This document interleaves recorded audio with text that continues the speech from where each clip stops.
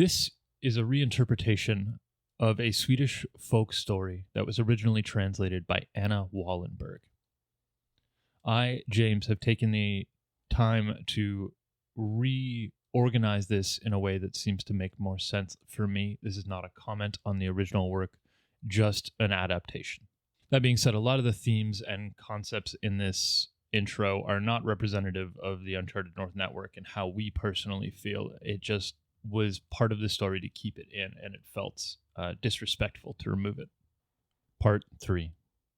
Soon after he left the cover of the brush, Lars sped past his brother, who called after him, "Only 30 minutes left, Lars. Don't mess it up." Hunched low to his saddle, Lars pushed his steed, and he barely heard his brother as he rode past. Lars kept riding as if something was chasing him, because he believed there was. Out of the corner of his eyes, Lars could see something lumbering behind him. Something big and grayish. But whenever he turned around, he only saw the empty path.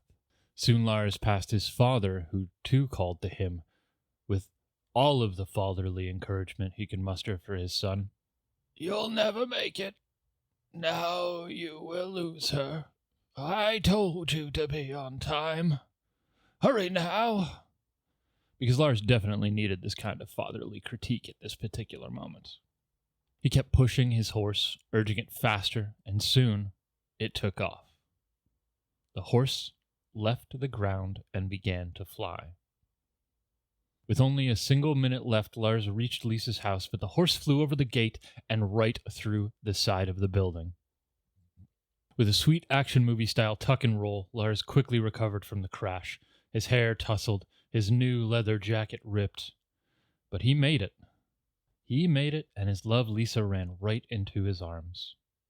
Lars pulled her tight with a smile. Everyone rejoiced that Lars was on time, including Lisa's father, who was shocked, but satisfied, as he knew his daughter truly loved this tardy man. And since that day, Lars has never been late again. Even on days where he started his journey very, very, very late, he would always make it on time.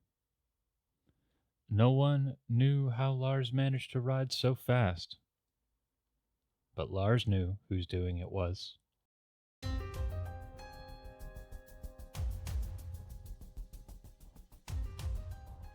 Hey there, creatures, and welcome to Encounter This, a podcast exploration of the creatures from Pathfinder 2nd Edition and the lore that surrounds them.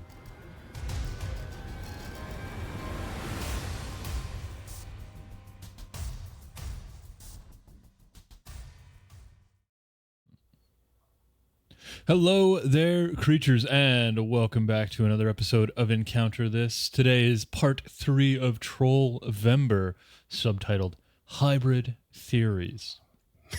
Not really sure why, but the word hybrid now always reminds me of Underworld. I am your host, James Bartholomew J. Troll, and leading the pack this week is Freeman Cohen the Barbarian. And we're going to be taking a look at a bunch of stuff today, starting with Bloodlord's Adventure Path, Book 1, and Bestiary 2, page 266 through 268.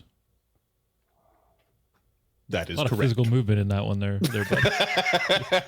Instead of interrupting you with weird quips and laughter and sounds, I thought I'd go for more of a visual approach. Just doing your best red skeleton over there. Yeah. It'll make for great audio on the podcast feed. Oh, yeah. Yes, Trollvember Part 3. Let's talk more trolls because there are more trolls, and that's literally why we're doing it. This is a bit of a different suite of trolls in a way. The first one we had some classic ones with great nice variations. Part 2 was kind of beefed up normal trolls and one kind of offshoot. This one we're going to get into like kind of effectively 4 different creatures, but 3 really properly different kind of approaches. And they're all kind of loosely related to each other. And we're going to get into a little bit of experimentation. That's French, listeners, for experiments. We're also going to do about an hour of pop culture lore this episode, so hold on to your butts. Oh yes, of course. We're going to be doing a tremendous amount of pop culture as far as like but the document reads. Yeah, I can probably breeze through in about 20 minutes. That's cool. But let's get started with something called, and this is coming from an AP, so spoilers, Bloodlords, but it's early on, and something called a tombstone troll. There you go.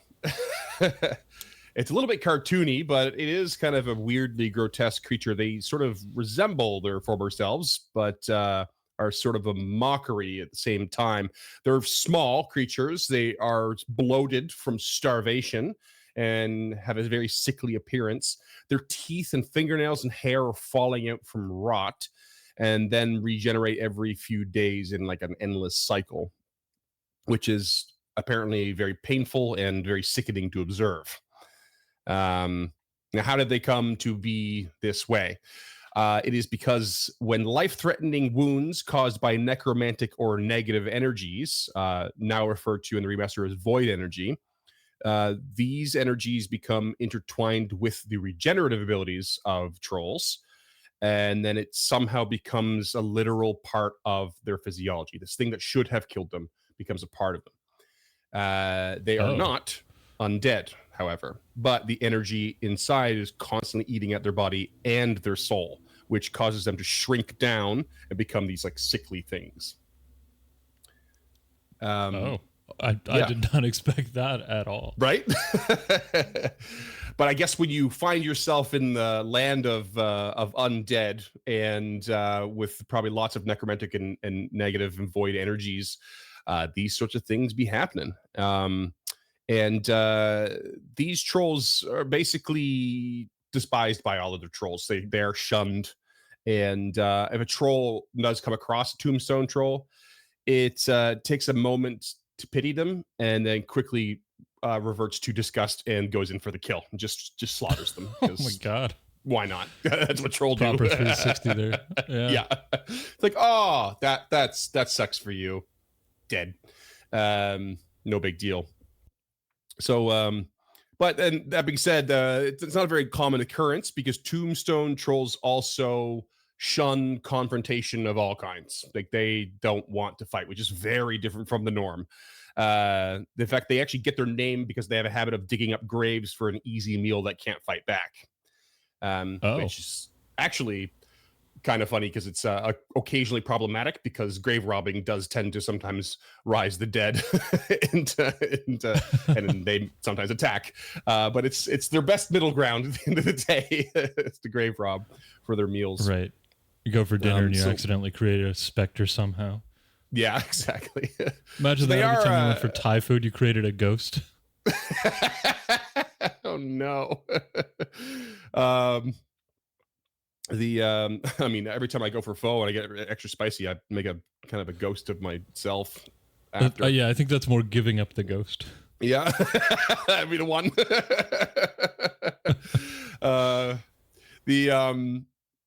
So these creatures basically they will burrow and stay underground for like days at a time. And they dig their way up just to eat another corpse and then back down to safety.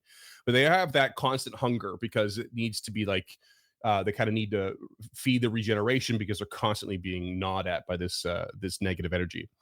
If the food runs out, they'll travel to find new feeding grounds at night to avoid being spotted, preferably landing in another graveyard. If the travel becomes too long and the hunger becomes too great, however, that's when they will attack the living, but only in desperate moments, acts of desperation, basically. Okay. That's interesting. Mm-hmm. So just to confirm, their hunger is greater than regular trolls because of the negative energy flowing through them.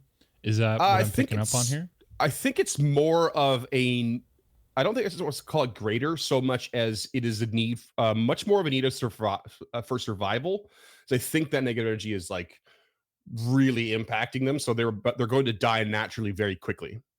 So they have to feed to stay alive, which sounds like a redundant sentence, but it's for different reasons than the usual, right? Yeah. It sounds like what you're talking about here is more like like cellular regeneration brought on by feeding as opposed to feeding because you're hungry as hell. Yeah. I mean, there is something to be said about trolls like needing to fuel their regenerative abilities, right? And that does come up a little bit later too. But yeah, this one's even further than that. They have to counteract the thing that's kind of destroying it from the inside on top of it. Okay, that makes sense. Yeah. And we should say for the audio listeners, this looks like a shrunken down green troll. It does still hold on to some of those porcine features like the snoot, and it's got some pointy ears, but it also clearly has like I want to say boils on its arm or like rotted flesh. That's painted yellow and red for some reason. Yeah. Yeah, I don't know. Their artwork leaves a little bit to be desired, I think, in this case. It's just like not as visceral as the others. I would not pick this up as like a grave troll if you pointed this to me. I thought when I was loading these images into OBS, I thought this was a mistake and this was a variant art for the green troll. So I went and looked at it. Yeah. But I mean, yeah, it's fine. I have one last little fact for this creature, and it's kind of messed up, and it's connected to the fact that they do want to survive, but they sort of have a way of breeding, which is by stealing infant trolls. They steal infant trolls, and then they nearly kill them, and then they expose them to their own grave breath ability and hope that the energy takes hold in the victim, so just like it did to them. And then they have new baby tombstone trolls. Okay. My last note on that is that's fucked up. it's like holy crap. Definitely sounds I'm not really more sure like why they want more into a cult than reproduction. It's just exactly because it's like, more of them means less food for an individual. Also, I guess they are actively and intelligently trying to push the same kind of, not curse, but issue upon a new I don't understand the motivation behind it, but there it is. That's how they do it. So if I had to guess, it's like a childish motivation. It's one of those if I can't have it, nobody can, or I don't want to be alone kind of thing, or spread my pain. Right.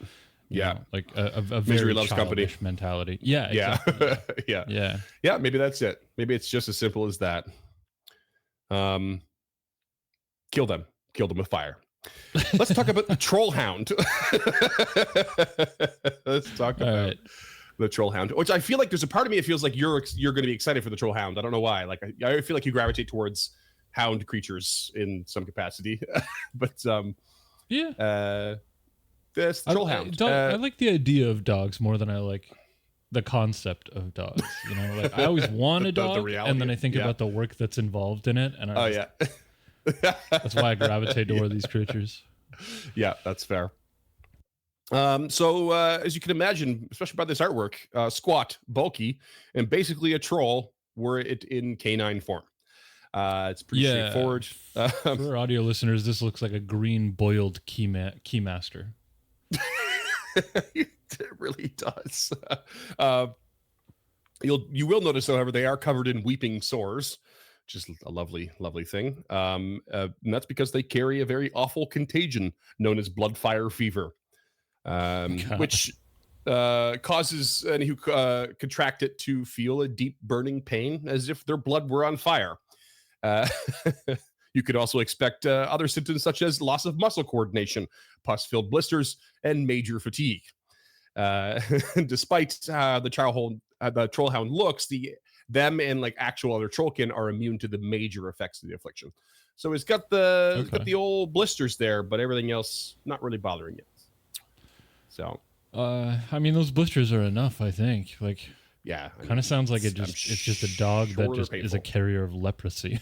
Yeah, basically. That's basically it. Wow. So the first trollhounds were actually an unexpected result of an experiment, and where wargs were alchemically injected or whatever with troll blood, alchemically prepared troll blood. The hope for some reason, was to create an ooze with regenerative properties. I'm not sure where warg comes in for ooze, but that was apparently the attempt. But of course, most of the wargs died, and those who survived had a really funny trade. They lost their cunning and replaced it with the famous troll appetite and regenerative ability. So I think it was a lose-lose on that experiment. Yeah, it doesn't feel like a win for anybody involved. No, not really. Well, except for sort of other trolls, because they have an instinctual bond with troll hounds. So they have managed to very successfully domesticate, train, and even befriend them as pets. And it's pretty much the perfect fit for a troll and no one else, because others have had very little luck, mostly because everything is stacked against them. Disease, ravenous hunger, that's never really properly sated, and a quick to bite temperament. Trolls are basically built to deal with this creature, and that's about it. Right. So vicious. With that in mind, they obviously work together well should they go hunting. And the trolls are basically pretty fearless, or sorry, the troll hounds are pretty fearless. And they have a great sense of smell for tracking, and they have the greatest motivator in the world: constant hunger. So they basically will eat constantly in order to maintain their metabolism, which is required for the regeneration. So there's that little bit built right into the lore. And but they are dumb enough that not even fire gives them pause when they're attacking their quarry, because they don't understand the danger that it actually presents to them. And but it is no less dangerous to a troll hound, and their regenerative abilities are no less powerful than a troll's. So these things can be pretty wicked, and they're going to be a little more exacting, ever so slightly more exacting than a troll. The fire just won't scare them. Yeah, these things are wild. I actually really like all the lore you've presented so far, both this and the Grave Troll. I think they're both very interesting additions to the family. Yeah. And I guess I should clarify for a few of those audio listeners. The Keymaker is the demon dog from Ghostbusters. I keep trying to figure out what else this looks like what else I can relate it to. Yeah. And I can't. Like, it legitimately just looks like one of the devil dogs from Ghostbusters. Yeah. Like spray painted green. Yeah, basically. Yeah. Like I got graffitied. Yeah. So check out the YouTube video, or if your memory fails you, or just Google Ghostbusters. Is it the Keymaster and the Gatekeeper? Something like that. Yeah. It's been a hot minute for me. Yeah. I'm sure you'll find it fast enough though. Yeah. So 1E offered a little bit. There was no 1E stuff for Tombstone Trolls because it's a brand new creature for 2E. 1E offered a little bit more, just or pretty much the same stuff, but our typical physical measurements. So you can expect them to be about 4 feet tall at the shoulder and about 350 pounds. So they're big boys. And their skin is kind of scaly, patchy greenish black fur, oversized jaws with nice prominent underbite, and eyes that are, quote, dull and hateful orange. Which I kind of liked, I guess. We have a 1E troll artwork too, if you want to put that up real quick. Oh. Should be the next one. Yeah, there you go. Oh, wow. Okay. That's a chunky boy. Yeah, that is presented as much larger. Yeah. And you can see the skull, the humanoid skull and its front paws. Yeah. just hanging out. Huh. That's my teddy bear. Yeah. Wow. Yeah. This kind of just reminds me of Sully from Monsters Inc. God, it does too. There we go. We got 2 pop culture references on the fly. Ugh. You heard it here first. Encounter this. Yeah. For audio listeners, this just looks like a bulkier version of the original one. I can't think of any particular references before or currently, but like, you'll often see in like 60s, 70s cartoons where somebody refers to their dog as Fluffy, and it comes out and it's this monster pit bull. Yeah. That's what this feels like. Yeah. That reminds me of a friend of mine said one time, he said, if I ever have a daughter and she grows up, and he does have one now, she grows up and she starts dating in her teens, I'm going to have 2 dogs in the basement, and I'm going to have, I'm going to have 2 dogs. One of them is going to be like something like the Destroyer. We're going to name it the Destroyer, and then there's going to be one that we keep in the basement and basically make it ravenously hungry and angry, and it's going to be called Pickles. And when she brings her boyfriend over, I'm going to be like, which dog do you want to take for a walk? The Destroyer or Pickles? They're going to pick Pickles, he said. And if he could survive the walk with Pickles, he could date my daughter.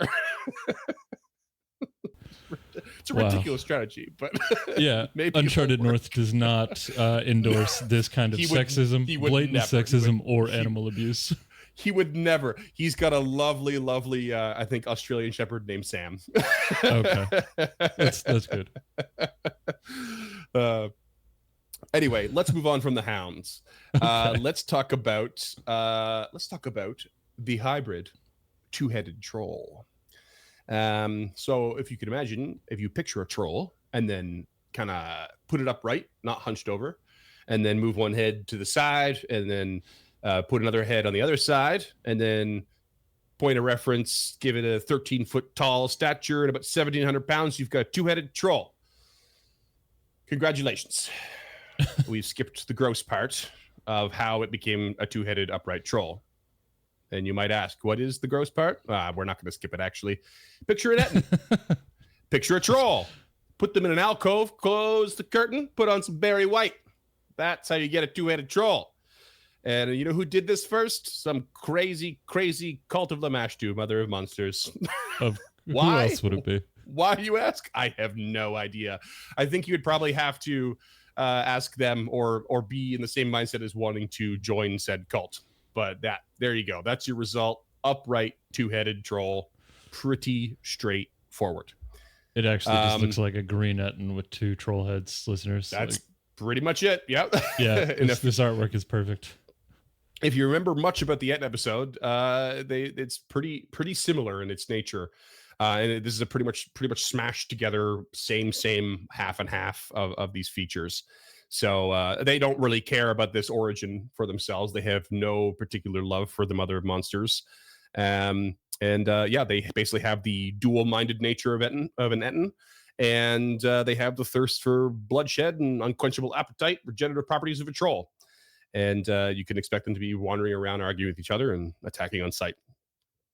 There is a little Mother Goose-esque thing built into the lore where parents would scare their children in order to get their chores done by, saying, oh, if you don't get them done, you might be swallowed by the two-headed troll, which is terrifying.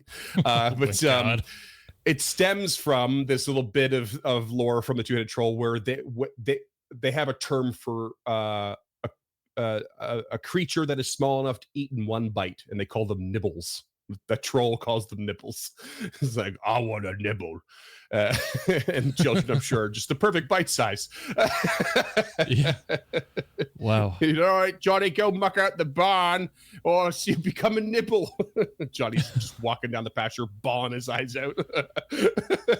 Uncharted North also does not recommend parenting via fear. No, we don't. So far, we're having a whole bunch of lessons of what not to do as a parent. Wow. Yeah. Not that we're parents, but no. Only ever to and now with animals. Yes, correct. And sometimes employees. Where's my air horn sound effect?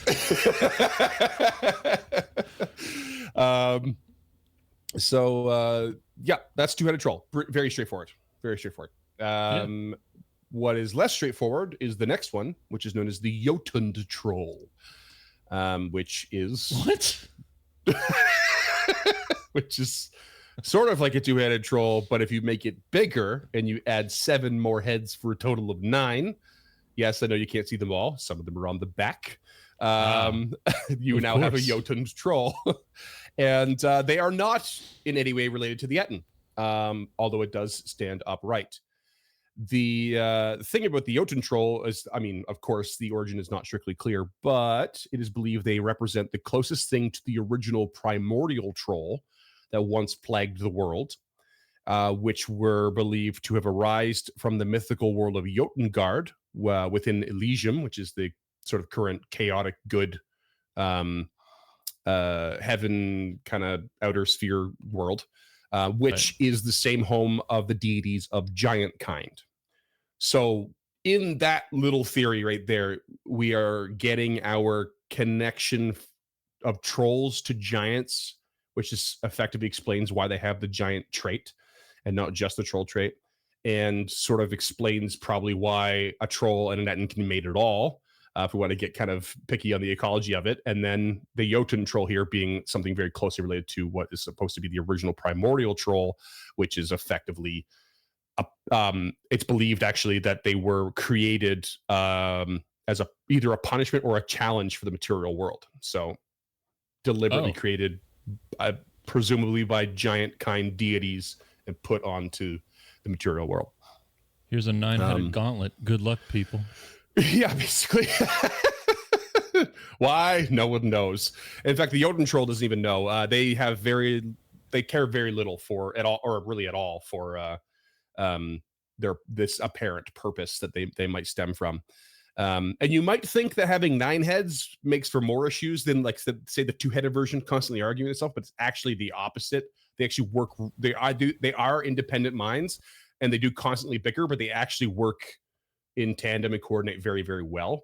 And we'll kind of see that reflected in the stat block a bit. The only thing really is they argue about who's going to eat what, even though they share the same stomach. I think they all just want to taste. So that's the big thing. And you can expect them to be solitary, if not strictly loners. But they're alone, air quotes, always, and they are always pissed off, apparently. So they just they're a no-go zone. Yeah. So you could usually find them in frigid environments, preferring moors, marshes, and wastelands, which is pretty classic. But they also tend to gravitate towards magic warped wastelands that for no one really knows why, but like the mana wastes and like radiation filled badlands of Numeria, you're more likely to find them there than many other places. Right. But that's the Jotun troll. That's the trolls so far, lore wise. All right. That's solid. I think these are my favorite. The Jotuns? They're pretty cool. But not the Jotuns, but I mean, like, I actually really like trolls? I actually really like the lore of the Tombstone Troll, even if the artwork leaves something to be desired. Yeah. I also really like the Trollhound. I didn't think I was going to like it that much. This is just like it feels like variety compared to what we've covered before, right? Yeah. So far. It's like even the first 3 had cool, different, unique flavors, but they were effectively the same creature at space. Yeah, they were Mortal Kombat-esque palette swaps. Right, exactly. So, these ones have more. They have, and they all have these sort of like, that's why I kind of called this episode hybrid theories. They have this element of hybridness to all of them in some capacity. Gotcha. It's not a Linkin Park reference that I'm waiting on the edge of my seat for. It's that too. Okay. Yeah. Waiting for that shoe to drop. It certainly is that, and the fact that all these origins are never really confirmed, so it's all theory. Right. I thought it was a triple entendre or whatever you want to call it. I mean, shout out to Linkin Park. That was a good album. Rest in peace, Chester Bennington. Heard. Let's talk about pop culture, James. Lay it on me. Tell me about all the things I don't know, because I'm shut out from the world. Okay, this is this is gonna get deep in a way that I hope I prepared you for. Okay. Okay, so this is by no means an accurate and complete representation of trolls in pop culture. This is a very quick examination of them through different genres and themes of pop culture, as well as them appearing in our world. Okay. Doesn't make sense yet, but it will. Okay. All right. So we're going to start. I don't know what this is. Sorry. That's the other Jotun's troll from 1E. I forgot we had that. Yeah. Perfect. There it is. Enjoy. Explains why I don't know what this is. This is just another that's not my pop culture reference. Troll. This one's a little more porcine than the rest, but it is. Yeah. It looks great.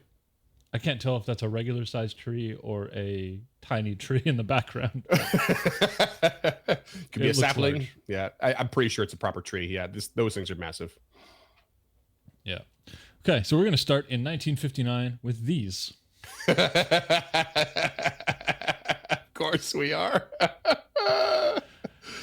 Listeners, it's a troll. It's a troll doll. It's a naked troll doll with blue hair. If you don't know what a troll doll is, Google it. They're hilarious.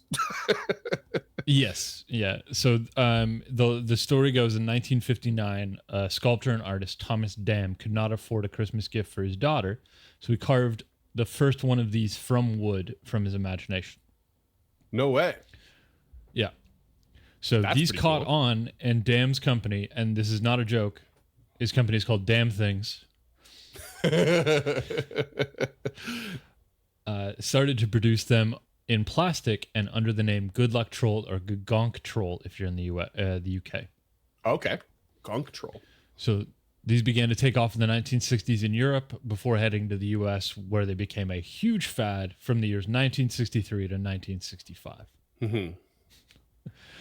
So this history gets way more complicated. We're not going to dive into it. There's a lot behind the history of this, including rights transfers, ownership of the IP. Like, it gets weird. Okay. But this eventually leads us to the troll doll we know today, which had a resurgence in the early 90s when we were kids. Mm-hmm. And is now having another moment in the sun because of the 2016 hit Trolls by DreamWorks Animation. Oh, I forgot that was a thing.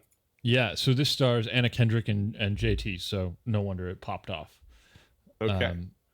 There are 3 of these movies now. We're not going to touch on any of them. The third one is just hitting theaters at the time of recording this. Gotcha. So these dolls themselves appear in a number of pop culture places aside from the DreamWorks animation series, including Robot Chicken, Simpsons, Toy Story, King of the Hill, and many, many more. And there is even a museum to them in North Jutland in, I believe it's Norway. It's in one of those countries. I can't remember exactly where Thomas Dam is from, but I think encounter this constantly guilty of confusing the Scandinavian nations. Oh yeah. I should have written it down, but I did not. Okay. We'll live. So next on the list is another sculptor and artist called Thomas Dambo. So this gentleman started in 2014, started building giant wooden trolls and hiding them around the world. Like this one, for example. Whoa. So to date, he's hid them in over 30 countries, 3 in Australia, China, Korea, Belgium, the US, with 99 of them in total. Whoa. There's 99 of them? 99 so far. So far. And 10 of which were created during the COVID-19 pandemic and are discoverable only via GPS, like a treasure hunt that includes clues. And awesome. I believe that treasure hunt starts in Copenhagen. I just want to know how one gets the money to pull this off. That's the thing that I never understand. It's like, you can see build like trolls. He just does it with a chainsaw. There are plenty of pictures of him building them. Yeah. Like he just uses fallen wood and puts them together with a very small structure. This fisherman rope doubles as a rope swing, and you can see plenty of people swinging on it. This one's my favorite. Cool. This one being a close second. Ooh, this is really an neat old man troll literally pulling a tugboat across the outback of Australia. Like, that's really neat. So cool. Yeah, wild. What a crazy idea. That's super fun. Yeah. So we'll have a link to that website where you can start the troll hunt in the show notes, because I think that's so cool. That's such an interesting idea. And there's a bunch of communities all over the world dedicated to finding all 99 of them. And I believe Dambo himself has said that he's going to stop at 100. Okay. He's probably sick of it by now. Well, maybe. Also, 100 feels like a lot. These are not small. That's a lot. There's There's one that's just riding a Volkswagen Beetle, which is crazy. Like, this one's pulling an actual full size boat. Like that's not crazy. Not a scale model. For replica. scale, these things are massive. Yeah, really cool. And there is another like troll hunt in the Scandinavian nations. They were kind of used as like a secret marker that I don't get into here. It gets a little political in a way that I wasn't comfortable enough researching for this. We're trying to keep this fun and light. Yeah. So you can find episodes about that via 99% Invisible, and I believe This Is Love also covered it on those shows, and I'll try and link to those episodes below. Cool. But we're just going to keep it light. And by keep it light, I mean angry, because we are immediately going to jump into this troll. This troll is representative. The cave troll. Good friend. Yeah, J.R.R. Tolkien. This is a cave troll. Yeah. These were created by Melkor in the First Age, which eventually joined the forces of Sauron, and who warped cave trolls specifically into a race called Ulag Hai, which are like smarter trolls, but as far as I can tell, never appeared on screen. There are also 3 hill trolls that appear in The Hobbit, Tom, Bert, and Bill. And this in particular, like you said, is one of the cave trolls encountered in Moria. Yeah, you can really only see them on screen in the Peter Jackson films, the original trilogy, the one in the Lines of Moria, and then you see some like kind of manually laboring for like the gates to oh my god, Sauron's lands. I can't think of it right now. You gotta take the ring to Mordor, thank you. It's like I was Isengard in my head, and I know it's not Isengard. I was like, just couldn't get past it. Yeah, Isengard is Sauron. Saruman. Saruman. God damn it, Tolkien. Let's move on before James breaks something. Well, we're not moving on any better. We're moving on to this troll, which is also not my favorite. This is a mountain troll, aka troll in the bathroom, that appeared during the Philosopher's Stone. This one, I believe, just appeared, but there was also at one point brought to the school by Professor Quirrell, who could control trolls. Oh yeah, Quirrell, yeah. I don't remember it really. I feel like that troll is actually like the half brother of Hagrid, and they don't really explain that. Doesn't make a lot of sense. So yeah, I don't remember much about it, to be honest. Yeah, this is just to appease the fans. Sure. I didn't care about Harry Potter then, and I certainly don't care about it now. That's you just come bring up Harry Potter and be like, "This is for you fans. I hate it." Yeah, I mean, I used to say I think J.K. Rowling can do better, because she has done some adult stuff that is, actually written well, unlike the Harry Potter books. You cannot convince me that these are quality, well-written books. But on top of that, she herself is a hateful internet troll. That she is. Sadly, which we're also not going to touch on because I am trying to keep this light. But if you want to see how bad things are, you can look as recently as last week when she denounced trans gender people as people of that gender. I believe the direct quote was, "Trans women are not women." So go look into that on your own time. So we're just going to jump past that into this troll. This is there's always a comic book. Servald. Yeah. So this is Marvel's Comics' troll. This name has been held by several different characters. We're going to focus on this one very briefly. She is the daughter of an Asgardian and a male Mogzi troll, and appears a member of the Thunderbolts in Thunderbolts 145, which we will also have linked in the description below. Okay. Or not in the description, in our reading notes. Okay. Thunderbolts themselves are a great run, and this is a fun character. They're not my favorite, but I really like their fuzzy little costume and the little it reminds me of this Halloween costume my grandma made with a giant stuffed turtle head. Okay.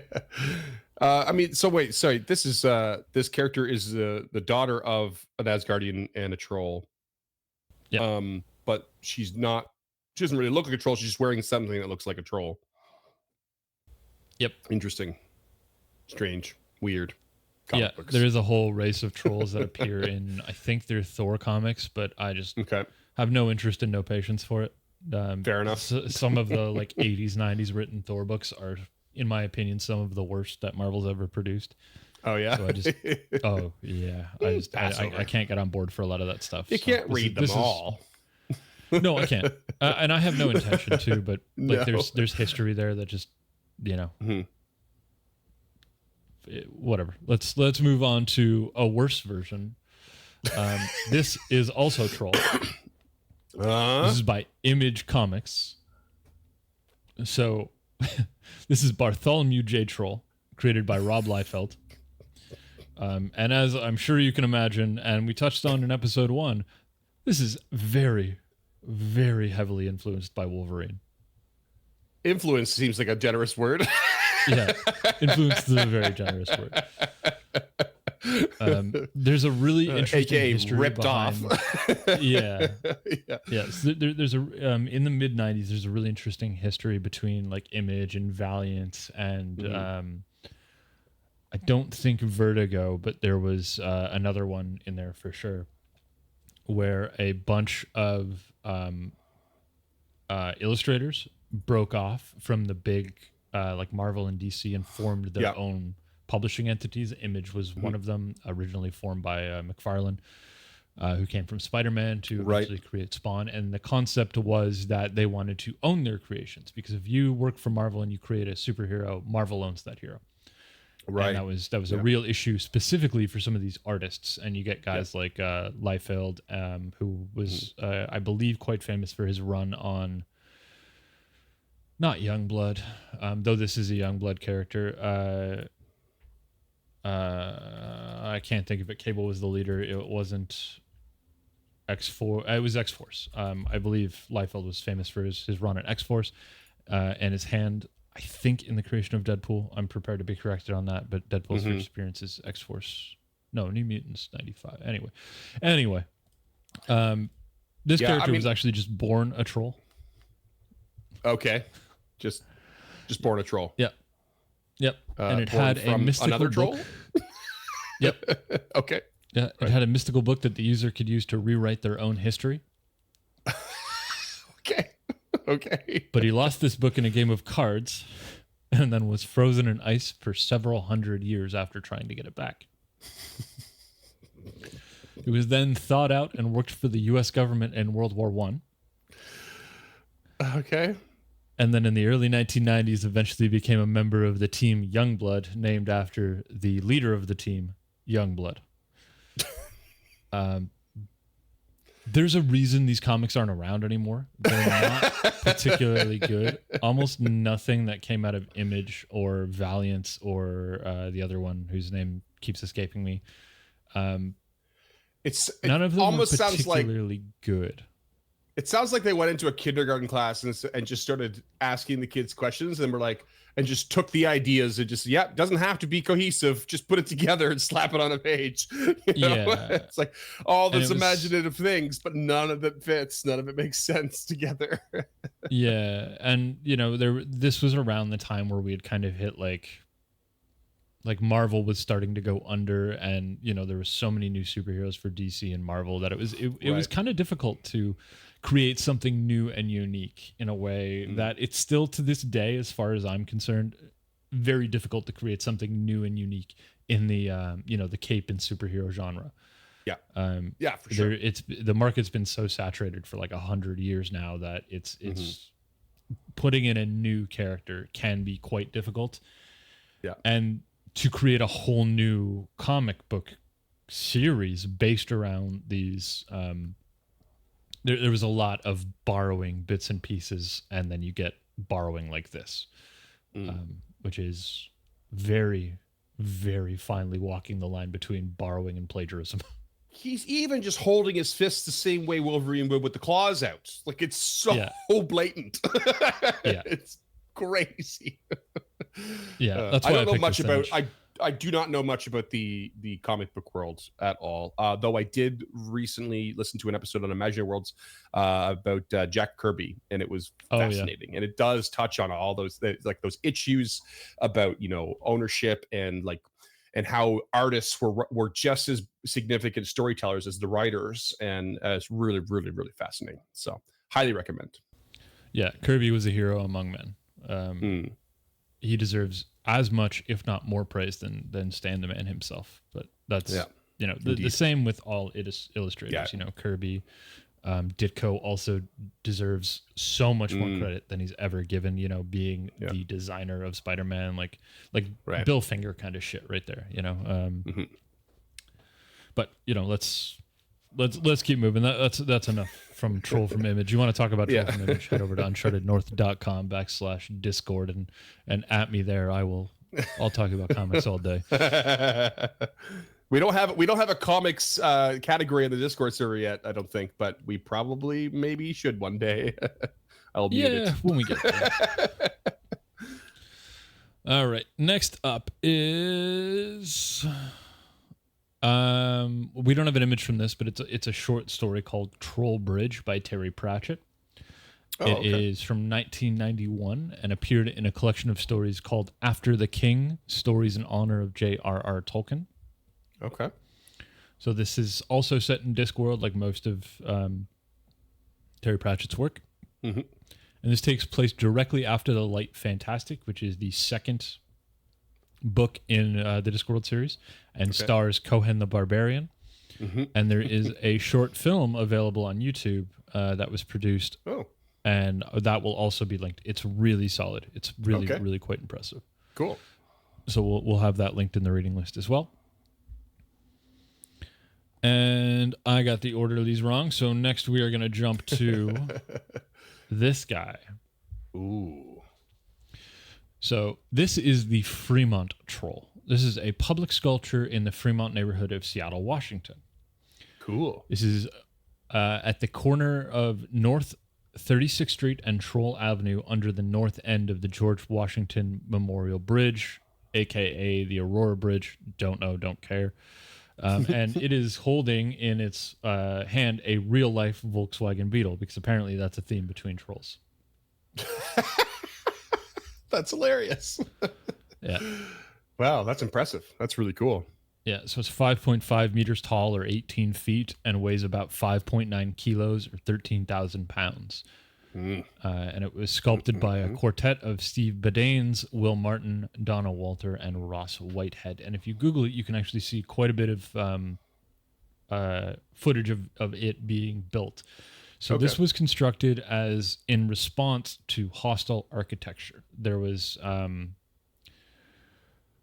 encampment of protesters.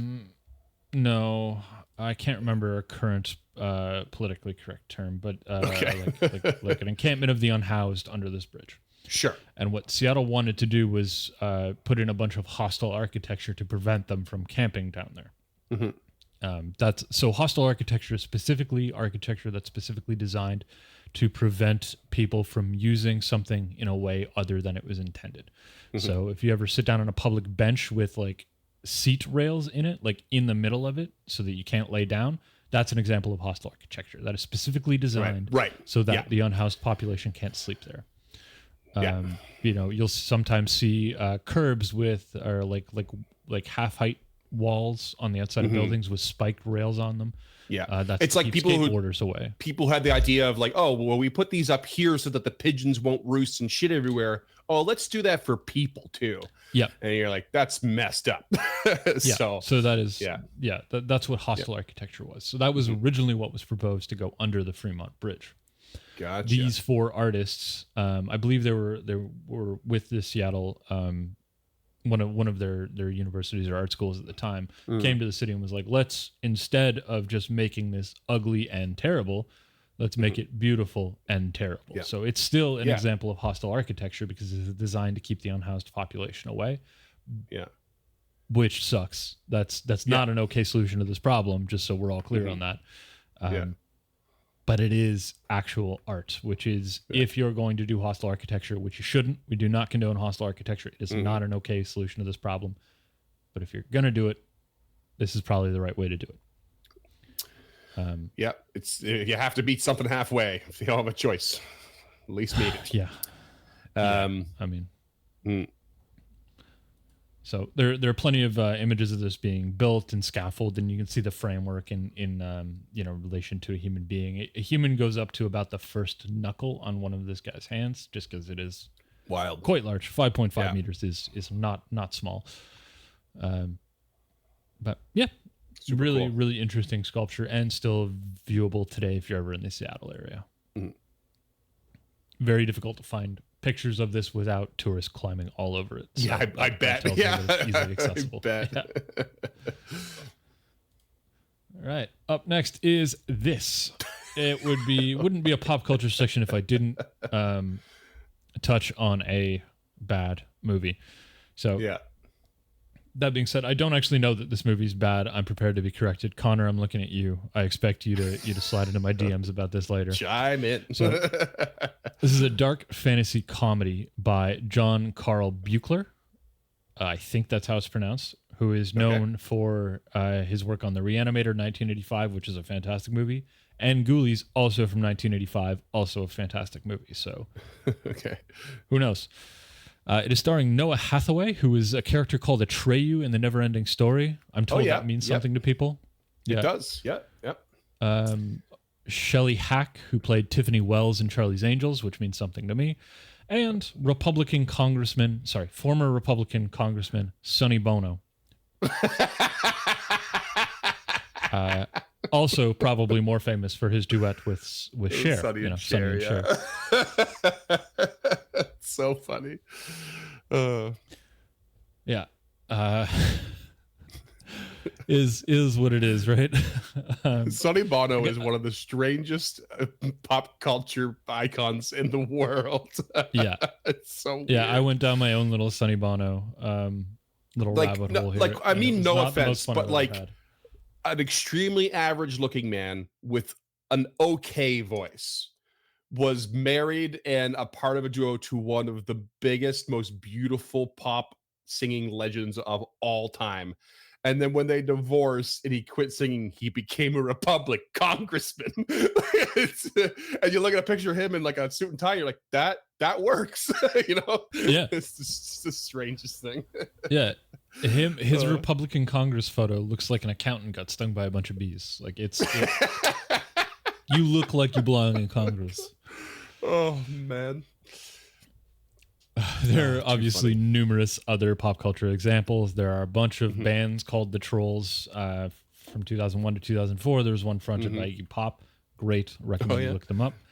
Cool. 85 to 92, there was a Swedish pop band called Trolls. And in 1992, there was a Norwegian black metal band called Trolls that I actually can't find whether or not they're still playing. But since I can't find it, I'm assuming they're not, because I quite like Norwegian black metal. Yeah.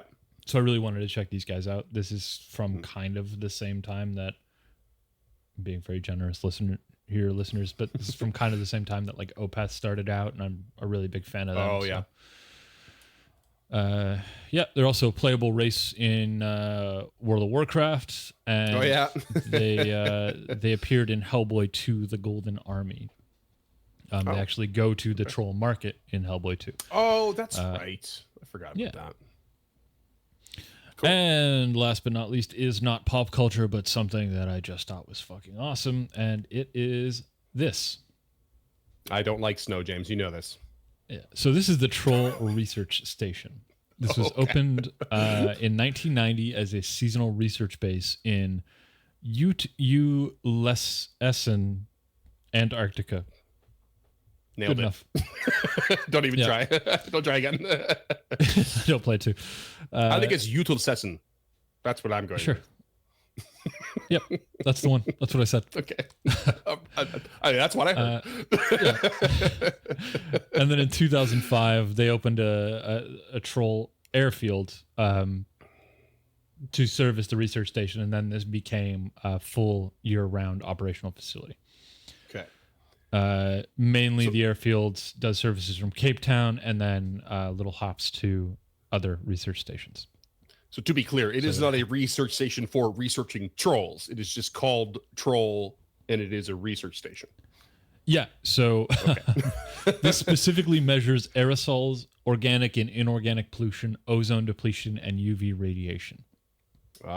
Which a lot of people don't realize is actually the cause of Jotun troll farts. So it's fluorocarbons. It is a proper troll research station at the end of the day. It is Norway's only all-year research base in Antarctica, which sounds like a big deal until you realize that countries like Japan have two. South Korea has two. And it houses 66 people in the winter and 70 in the summer. And it is operated by the Norwegian Polar Institute. So this is where that's located. Ooh, that's it's like right on the edge of the Antarctic. Like it's crazy. Damn, I'd be scared to go to a place like that. It would just I couldn't do it. Every time I see this image, I think this is where that John Carpenter Thing movie was filmed. That was actually my first thought. I don't think I've ever seen the thing the full way through, but I still thought that. I was like, it looks like just like this. Yeah, it's really, really crazy. That's amazing. But obviously that wasn't a troll, so I couldn't include it. But maybe in our next dog suite. And that kills my pop culture. But we have we have a caller coming in, and apparently I'm being told that Freeman has. Hi, yes, my name's Freeman. I'm a long-time listener, first-time caller. I have a couple of things. This might be a first ever. It certainly is. Because you had created a separate list of notes for your stuff, and I plugged it into what I was preparing, and then I noticed you hadn't mentioned something that I knew of, and it just so happens to be another film called Troll Hunter from 2010. I haven't really put any notes here for it, but I watched it once, and I remember enjoying it quite a bit and having an appreciation for it. But it's basically a fake documentary kind of thing, and not a mockumentary. It's not a comedy film, but it basically surrounds these. It's like these university students in Norway, I believe, that decide to go on a hunt for who they think is a poacher. And spoilers, whoever wants to film, but I think you should watch it anyway. The poacher is actually a terribly paid government employee who keeps the local trolls in check. He basically just drives like an old van, and he barely makes any money, and he's like just this old kind of scruffy dude, and he has to keep the local trolls in check so that people don't know that they're there. And it's kind of cleverly done. It uses some CGI and stuff, and it's actually got some really funny things that they talk about, like trolls, and when they come across trolls that are just like big statues in the field. They're like, oh yeah, when the sun hits them, it reacts to the calcium in their blood or something like that, and that's what turns them stone. So they take this like a little bit of like, they don't go too hard into it, but like a bit of a scientific approach to it. And I thought it was kind of got a fun film, and it was a bit of an indie hit, I think, or like a little cult following to it at the time. There was only one particular thing that I didn't enjoy about it, and because they really went hard on all of the stereotypes that they could, I think traditionally, but one of them was they were like, at one point, it's all shaky camera footage, or they're in a cave, and they're like, okay, you just gotta stay quiet. They won't be able to hear you or see you in the dark. You can see them like floating in the background. Everybody's like, the only thing is they can smell Christian blood. But everyone in the camera crew is presumed to not be a Christian. But one of them reveals, I'm actually a Christian. I was just lying to you. And then the trolls all turn. And you're like, that's not really how that works. Like, I can't believe I'm picking this apart for like a fake troll documentary. But like, it's like you did all this like try to go sciencey stuff, and then they can smell Christian blood. It was like, oh, you lost me there. But everything else was pretty classic bit of lore, though. Yeah, I know, it is so classic. But it was still fun overall. And there's a really funny scene where he's actually got to there's a troll that lives under a bridge that is sick, and he's got to he's got to actually like give it some medicine, and he pulls out this massive metal syringe, and he dresses up in like a big like house-made a metal armor suit, and goes in to try. It's really funny. So it's got some comedy built in for sure. Anyway, highly recommend. I think it's been a long time. Is the audio in Norwegian? Does it have English subtitles? I think it's Norwegian with English subtitles. Yeah, it's definitely a Norwegian film. Yeah.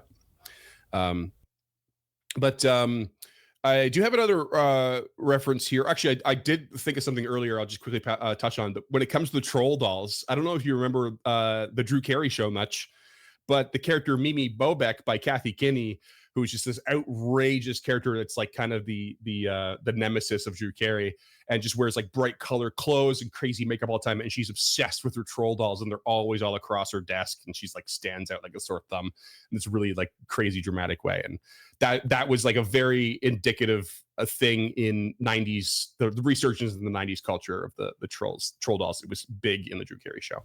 Oh, okay.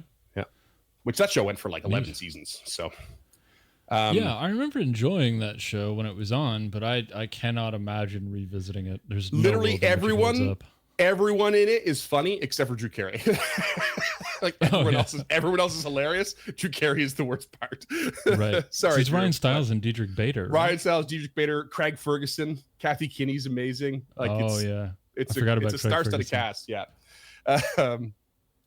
Anyway, I have one more reference. This actually comes from a friend of the show, Gabe, from Interparty Conflict. He was telling me about there's a 1989 video game called Curse of the Azure Bonds. It was an old D&D game for Advanced Dungeons and Dragons, I believe. Oh, yeah. Yeah, it was the second of 4 in a series of these Forgotten Realms like games. I think it was DOS-based. And it was published and released and developed by Strategic Games. And it was the first time Gabe had ever encountered a troll in his whole life of a nerd. And he said, you come into this place where there's a sewer, you come across a room with green chunks of humanoid flesh, and it asks you what to do. And your options are inspect the chunks of flesh, burn the chunks of flesh, or continue on your way. If you do anything but burn them, they regenerate into a troll and start an encounter. So that was the first time Gabe ever learned how to deal with a troll post-mortem, as it were. That's really neat. Yeah. So Curse of the Azure Bonds. I believe these are like the proto EverQuest games. Like this is kind of where EverQuest came from. These text-based adventure games. Right. Like this is old school. Yeah. And I don't really have any tremendous details, but I know that Gabe has talked quite a bit about wanting to run a recreation of Curse of the Azure Bonds as a tabletop role-playing game, which would be really pretty cool. So maybe one day we'll get some more information on that and see if we can redirect people if it ever becomes a thing. Yeah, and we'll make sure we link Gabe in the show notes as well, because for sure, top-notch guy. They're doing great things over there. Yeah. And you listeners may recognize Gabe from Sleepaway. I don't remember what we titled it on our network. Camp Charon, yeah. Camp Charon and the TMNT and Other Strangeness. Elemental Peas, yeah. Elemental Peas, yeah. Yeah, a couple of bonus episodes we've thrown out there. Super, super fun. Gabe is an absolute riot to play with. We hope to do more with him soon. Yeah. He was also in episode 100 for ET. Oh, that's right. Remember? Yeah. He's the one who did the rant on the Tarrasque. Right. Yeah. That's great. So hopefully y'all know him by now. Yeah. That's it. That's all. Are you ready for mechanics? I think so. Have we used the splash screen yet? I think this is the first one. Yeah. Oh, I'm rubbing off on you. Well, I mean, so we don't. We're only technically doing Pathfinder lore, and that's it. Like, I guess pop culture lore could count as. We don't have a pop culture splash screen just for your episodes. No. That's fine. I think people understand our format by now. Yeah, format is whatever the fuck happens. whatever corner Freeman takes us around.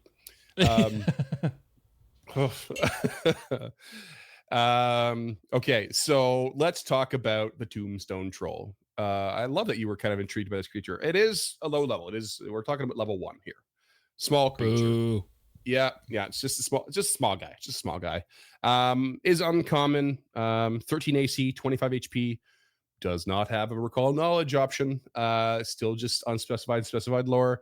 It has a burrow of 5, so kind of digging its way around, but it's not fast.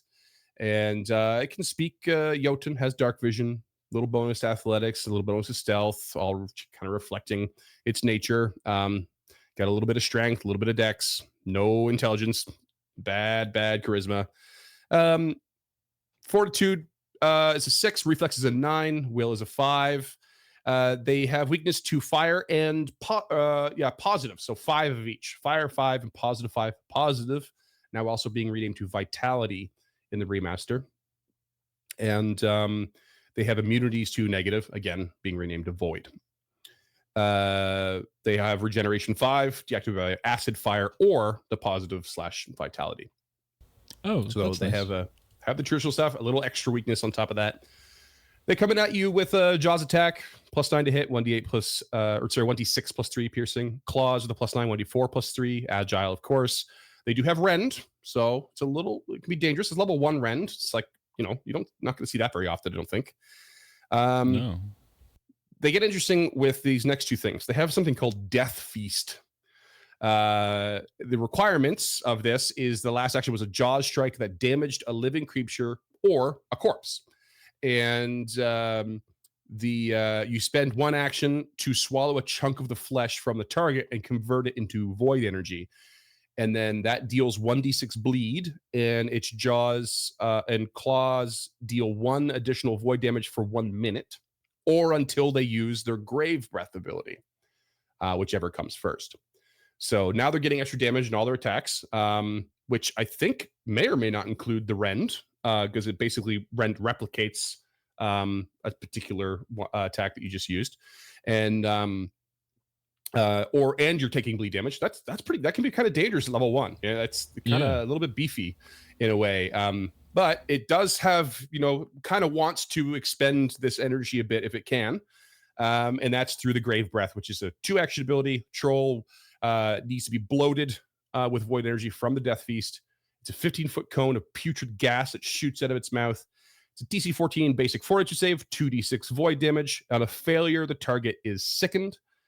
Sickened 1, and the can't be used again until Death Feast has been used again. So pretty straightforward, very simple to use, I think, this creature. But yeah, looks like it packs a bit of a stacking punch in a way. Yeah. I mean, it actually is kind of encouraging you not to use rend. In a way, yeah, kind of. I think you're going to want to Jaws and then Death Feast. And then, I don't know, whatever, maybe claws, but your next attack, you're going to want to use that Grave Breath pretty much right away if everybody's positioned appropriately. 2d6 is way higher than what you'll get out of the claws with a rend. Yeah, the only way you're not using rend is if what you just Jawsed and Death Feasted and then maybe clawed again. If everything is not set up in a 15-foot cone for you, you can't seem to move, and you only have the same target, you're probably rending that next round. But pretty much under only those circumstances.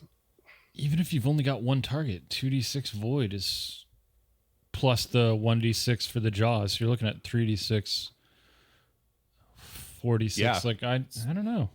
I mean, the rend is free, I guess, but sort of, yeah. I don't know. I don't know if there's a value in that mechanically. Interesting. I mean, it's certainly a holdover just from being a troll, It's right. It's there, and it definitely could have a function in the right circumstances, I think. But generally speaking, I think you're right. It's not likely to be a priority. Also, don't power play your characters at level 1 too much, GMs. Don't get too nitty-gritty here. It's already a little bit dangerous. Don't find the perfect time to Death Feast, Grave Breath, rend everybody into oblivion. Play these things like scared, stupid creatures that they are. They do have Reactive Strike, by the way, which makes them even more dangerous. So they have Reactive Strike? Oh my god. Yes. Yeah.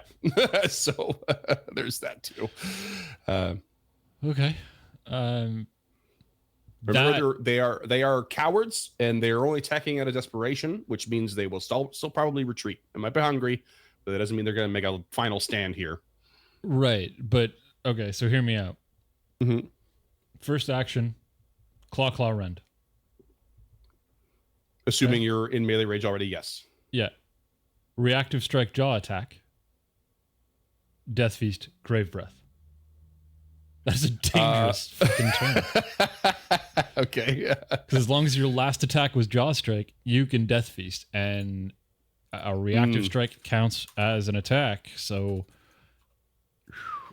yeah, let me just double check. Because sometimes they specify. Okay, no, reactive strike doesn't specify what it can attack with, so it could be a jaws attack.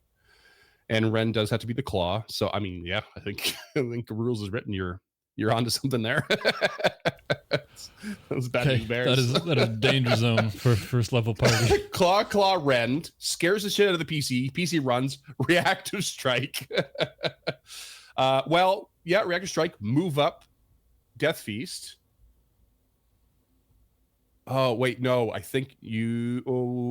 hold on. There might be a little hole in there because the last action was a jaw strike as the requirements for the Death Feast.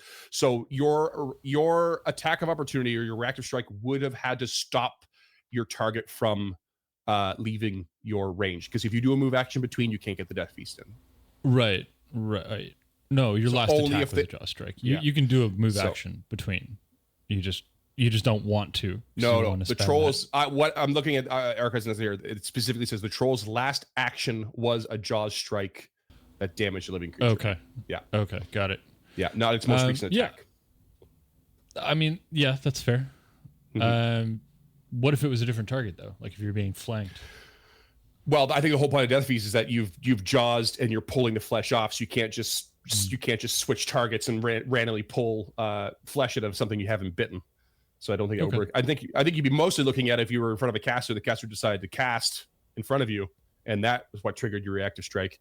And I think some people would even be nitpicky about whether or not a reaction counts as an action in this particular wording. I think I'm not saying I know what it is for written versus intended, but some people I think would argue that. Again, don't min-max this creature. It's looking scary now if you really try. Yeah, I mean, it should look scary. It's a fucking troll. Yeah. It's very small. Yeah, no, I hear you. I mean, its AC is still 13 and its HP. Like, you could still one-shot this at first level with a crit. Like, yeah.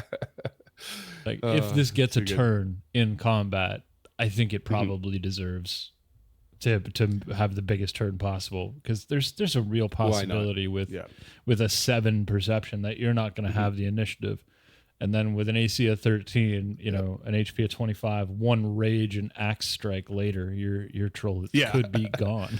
Yeah, and I don't know where and how they're positioned in the adventure path, but it's possible that you're fighting multiples of these at a lower level as well. I'd be shocked if you weren't fighting 2 or 3 of these at level 2 or something like that. Yeah. You're not fighting 1 or 2 of these at level 1, I don't think. But yeah, Tombstone Troll. Lots of hot debate.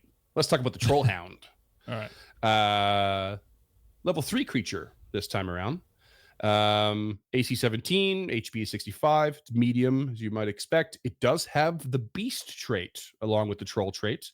No giant trait, which means we do get to use Arcana or Nature to identify it. That's great. Finally. Yep. Finally. 35 speed, so it's quick for a chunky boy, and does have dark vision and has all-round vision. That might not be right. My notes might be wrong there. Okay. I'm on it. Yeah. Scent of 30 feet, which is imprecise. It does have a nice big strength on it, big con on it. Everything else is pretty low. Good at acrobatics, athletics, stealth, and survival, all fitting the role of an aggressive, bulky tracker animal. Yep. Big old fortitude. It does not have 14. all-round vision. No, okay. I don't know if that's a thing that exists. I'm just going to remove that real quick. It can see through the blisters on its skin. So yeah, big fortitude on it. Reasonable reflex at 8. Will save is 6. It does have fire 10 weakness. Regeneration 15 for a level 3 creature. It's pretty reasonable. HP is at 65, and it's deactivated by the classic acid and fire. As you can imagine, this creature pretty has hardcore level 3 creature. Yeah. Jaws attack 1d12 plus 4 piercing plus knockdown and blood fire fever. So you don't want to be bitten by this thing. Now, knockdown is grab when it's added to one of these abilities. It takes another action to activate it. So Jaws, if you successfully hit, you can spend another action to automatically knock down.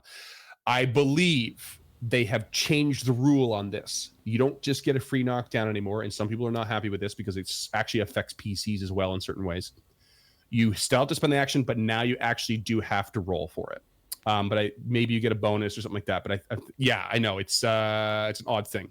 It's not a trip is the thing. It's different from a trip because this thing probably couldn't necessarily trip properly. I'm not really sure how it works. Right. Do not quote me on this potential change. But I've heard it's not listed on Nethys yet, and the difference between a trip and a knockdown is important because knockdown you just do it, you just knock somebody down. Yeah. The wording here is specific because knockdown is effectively a word that you would only see on bind attached to a creature or a creature ability. Yeah, same as grab. Yeah, because you don't grab as a PC, you grapple. And then they gain the grabbed condition. But it is important as a creature ability because larger wild shapes have it. Like some dogs have it. I believe some of the larger cats have it. Like knockdown is important for PCs as well as I believe some like animal companions and stuff have it. Like this is for sure. This wolves like grab, wolves are famous for it. Yeah, exactly. Yeah. So interesting that they would change that. I don't think they're going to change it. I don't see why they would. Yeah. Spending an action is enough.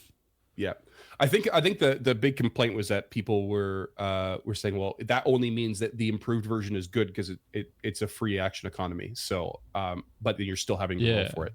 Yeah. So I don't remember. Keep eyes peeled for that. Yeah. As of this recording, by the time this comes out, the remaster will have been out. But you and I might not still have even had time to find this information. Right. But we're not far away as of this recording for that release either. But yeah,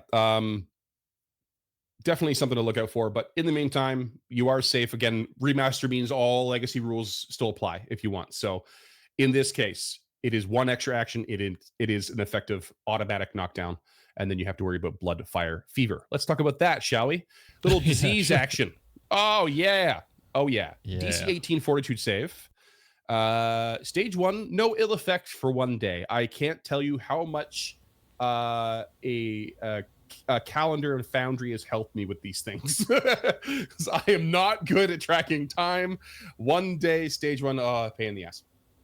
And then if you get to stage 2, if you fail after that, you are enfeebled 1 for 1 day. So you're stuck enfeebled 1 full day. If you fail again, you are enfeebled 1, clumsy 1 for 1 day, stage 3. If you fail that, stage 4, enfeebled 2, clumsy 2. And then it goes to stage 5, where you become enfeebled 2, clumsy 2, and fatigued. All of them with an increment of 1 day. If you manage to fail those back to back, by the time you get to stage 5, this will not kill you. It does not do damage to you, but it will hamper you brutally. Really brutally. Yeah. If it keeps going. Either class type will be hampered by this. Like you do not want to be a clumsy caster, and you do not want to be an enfeebled fighter. No, you really don't. And nobody wants to be fatigued. No.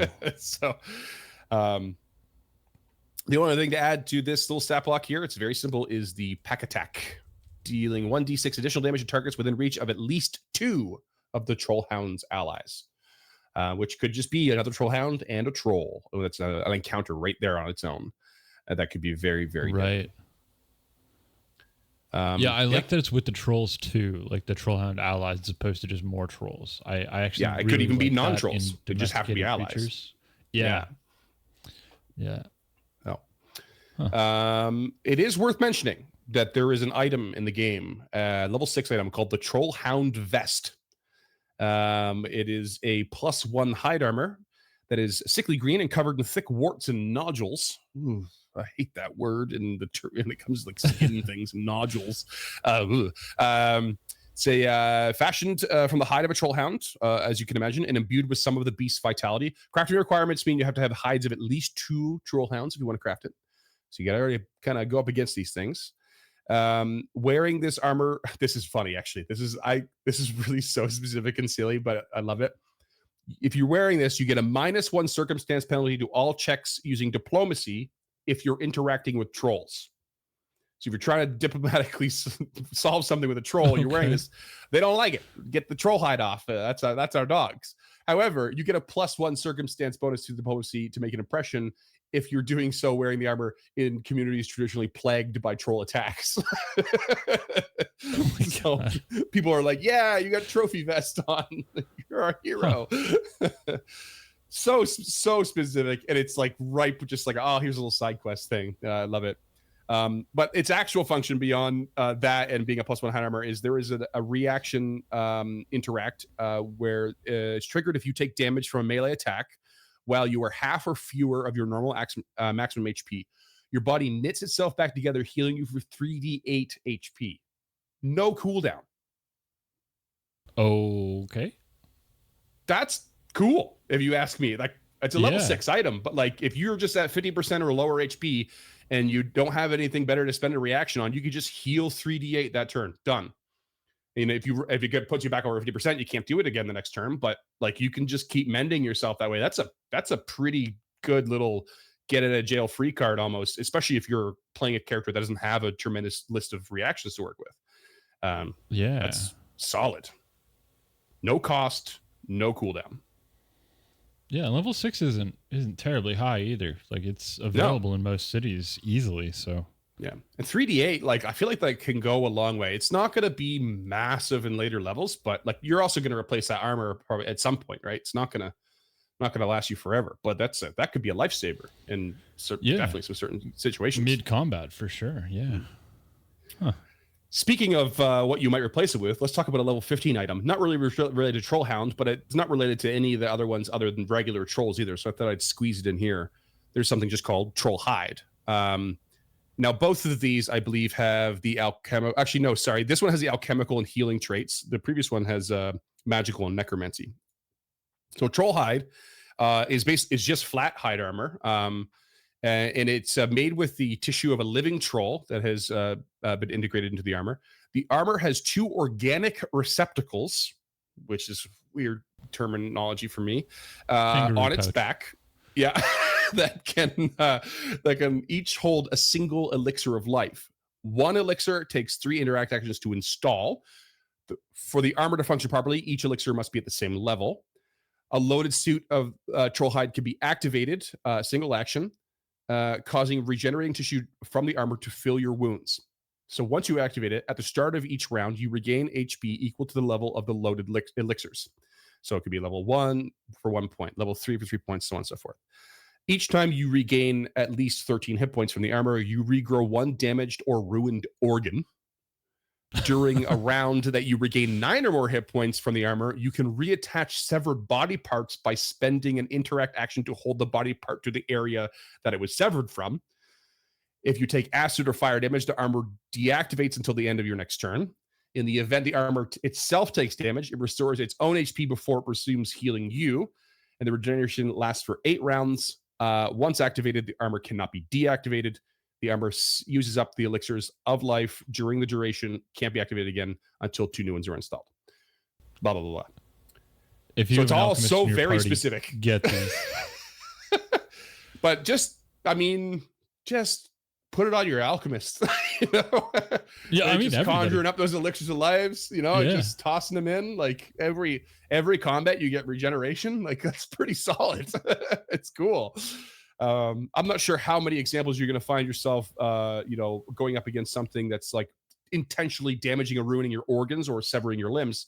However, I've also not played a whole lot at level 15, so right. Maybe you also don't need that there's more high. than I think. Like you could just throw in 2 10th level elixirs, and just regain 10 HP at the start of your turn for no reason at all. Like that's for 8 awesome. rounds. That's so many. That's so awesome. Many rounds. It's so many rounds. Yeah. Anyway, little offshoot there. Still mechanical. Thought it was cool. Let's I like those talk about the one we're all wondering about. 2-headed troll. Level 8 for this guy. AC 24, 190 HP. Large again, of course. Giant and troll traits. So no recall knowledge proper. Languages, Jotun, dark vision, 30-foot speed, big strength, big con, athletics, intimidation, all the things you expect. weakness of fire 10, which is not super high, but it's only level 8.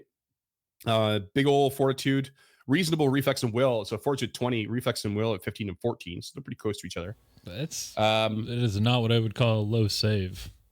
Yeah, no. 8th level. They carry a club usually just a single club. In fact, they have regeneration 25 and deactivated by acid and fire. You of course getting a jaw attack from these creatures. That 25 is almost the biggest we've seen, isn't it? Wow.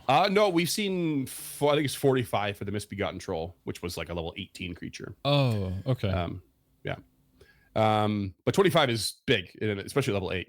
You might want to double check that just in case. I've already made a mistake. So Jaws attack, 2d12 plus 8 piercing, reach of 10 feet, claws, 2d8 plus 8, reach, agile, club, 2d6 plus 8 bludgeoning, reach of 10. Club can be thrown. Same deal as we've covered before, thrown 10 feet, reach of 10 feet. Can throw outside the increment for a -2 if you like, so on and so on. Reactive strike, reactive chomp. Got an extra reaction here. And actually, I'm going to come back to it because we have to talk about this passive first called Independent Brains. Okay. This is the key feature. And this is where the Etten comes in. Each head rolls its own initiative. Neither head can delay. Each head gets 2 actions and 1 reaction. Each controls 1 arm, but both control the legs. Severing a single head, such as from a vorpal weapon, does not cause the troll to immediately die so long as the other head is still alive, but the reactions of that head are lost. Mental effects that affect a single creature only affect 1 head at a time. These are all things I feel like we definitely covered in Etten to whatever capacity. I can't remember how the initiative thing worked for that one, but I do love the idea of like they have their own initiative and they cut limited actions as a result. We covered Reactive Chomp 5e, so probably not anywhere near the same as this. This is like minion mechanics here, right? And it's important for Reactive Chomp because the trigger is on the current head's turn. It hits the same target with 2 consecutive claw strikes in the same round, and the effect is you make a Jaws attack with the other head. So it has to be the opposites. Yeah. I gotta make sure I'm reading that right. Make a jaw strike while the target is distracted by the relentless claws. Must be the head that is not currently taking a turn. Yeah. It's also important to note that this triggers off a claw strike, not a club strike. One of those hands is usually carrying a club. So they kind of set you up in a way to almost limit you to only every other turn between this creature that becomes a little bit more available. But I mean, but you can drop that easily, and they do have their own reactions, remember, too. So you can drop the club and really like lay it on thick with this interaction. The other passive, though, is the head regrowth. After regaining HP from regeneration, you do a DC 10 flat check, and if you succeed, the missing head is restored in full. It doesn't seem to be anything that implies the troll that if both heads are lost, it immediately dies. I don't know where the regeneration effect kind of comes in with the lore for this creature, or if it's like mitigated from it being a hybrid or some such. It's not strictly clear on that, so you can kind of play with that, I think, if you want. The last line of head regrowth is if a 2-headed troll loses their last remaining head, they die immediately. No, for sure. I'm just wondering if there's anything about if the lore, not the mechanics so much as the lore that says any piece of a troll left over can regenerate into a troll. Is there an exception here at all? I'm wondering. I don't know. Yeah. It's just a kind of a passing thought. Yeah, probably. I mean, I would say there's probably an exception here just because it's half et and half troll. I think maybe that ends there, but yeah, that's something for you to define at your own table. For sure. Let's talk about the Jotun Troll. This one's fun. This one's pretty cool. Level 15. We're getting a big old beastie boy here. AC at 35. That's so much higher than I thought it was going to be. 360 HP. Huge in size. Very, very big. It is a rare creature. It does have the giant and troll traits. It also has the mutant trait. What's that all which about? Doesn't say much, and I don't think there's many. It basically just says me just read it off Archives of Nethys here. It says the monster has mutated or evolved, granting it unusual benefits, drawbacks, or both. There was nothing in the stat block that specifically indicates what this is applying to, but I think I know what it is. And I think it's its weakness. I think its weakness is tremendously reduced because it's a level 15 creature. We've seen the weakness and the regeneration grow in tandem in that sort of horizontal growth that we talk about. But they only have fire 10 weakness, which is very low for a regeneration of 40. And I think that's where the mutant trait is coming in. I think it's given them a boost in that regard. Why exactly a mutant, I'm not sure. I didn't really feel it was in the lore so much. And maybe I'm just like in my head a little bit too mutant X-Men, mutant Ninja Turtles, and maybe it's something less specific and grandiose as those, and more vague and like natural, like evolutionary in this case. Yeah. So most mutants in the 2E, most, I can't give this a blanket statement, come from the mana wastes who have been manipulated by like the energy there. So that's where you get like the mutated Desert Drake and the Null Hulk. They all come from that particular area. I don't know if that's carried over to things like this. There are some other mutants under here. There's a Necro Hulk Smasher, which I'm pretty sure is copyright infringement. There's the greater Barghest is in there, but apparently not the Barghest, so there must be a difference in lore there. There's one of the Serpent Folk is on the list as well. Oh yeah, and there's but apparently not all of them. So it's I don't know. It looks like the trend ones there with somewhere. Mutant are from the mana wastes in the name, but I don't know. Yeah. I don't know about the other ones. Those are, Anyway, I just think that's where we're seeing the reflection is in the weakness. That was my guess. Because at first I was like, that's it? 10? That's way too low. And actually, just before we were recording, I was reviewing and I went, oh, I think maybe that's it. So obviously we get big old beefy con and strength like usual. It's got actually really reasonable wisdom with a 6 attribute modifier. Athletics 29, intimidation 27. Like I said, regeneration 40, acid fire. Jaws attack. Jaws is a plus grab, 15-foot reach. So that'd be dangerous. Nice. And it's got a reason for that, I tell you. Claws, agile, 15-foot, big old damage. Rend, of course. Which, by the way, we don't have in the two-headed. There was no rend there. Yeah, it can't rend. Something like it's not something capable of rending. Yeah, something kind of lost probably in that hybrid kind of creation. It's of course, actually lost in the action economy, if I'm not mistaken, because one head only controls one side, and to rend you need to hit with both claws. You have to have, so you're not capable of hitting with both claws on one turn. So I guess they kind of make up for it with the reactive Jaws attack, right? Because it's like 1/1, that's the 2 actions gone. The other one gets to get in, and it's like it's not a rend, but it is another attack, that you normally wouldn't get. So that's pretty neat, actually.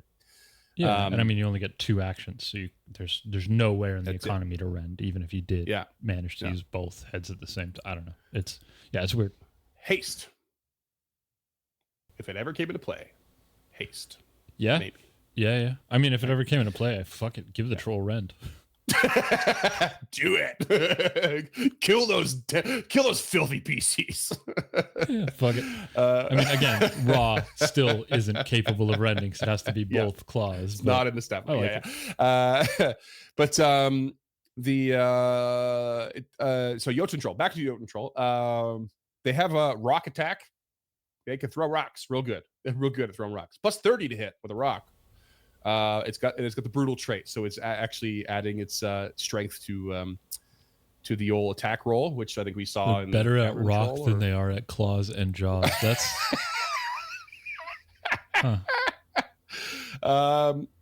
it's all pretty basic around there. I love that range increment of 120 feet. Just tossing a rock that far is just crazy to me. Let's talk about Cacophonous Roar. Which is has the auditory, emotion, enchantment, incapacitation, mental, and primal traits. Sorry, I'm having a hard time with this. They're huge. They are huge. Could you imagine being able to throw a rock and hit a mouse from 120 feet. What the hell? Yes, there goes our verisimilitude.